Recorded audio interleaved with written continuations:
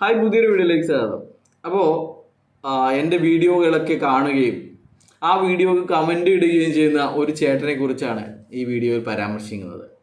അപ്പോൾ ആ ചേട്ടൻ എന്നോട് എല്ലാ വീഡിയോയിലും ഒറ്റ കമൻറ്റ് മാത്രമേ, ഒരു കാര്യം മാത്രമേ ചോദിക്കാറുള്ളൂ: നീ ആരാടാ പുല്ലേന്ന്.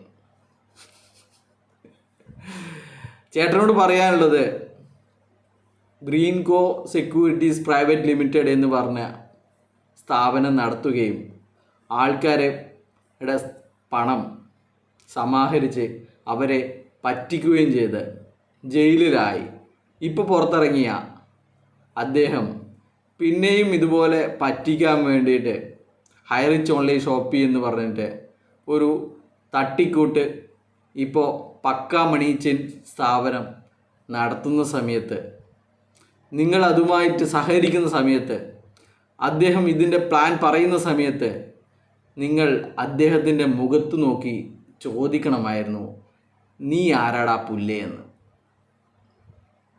ഇത് എന്നോടല്ല ചോദിക്കേണ്ടിയിരുന്നത്. ബൈ.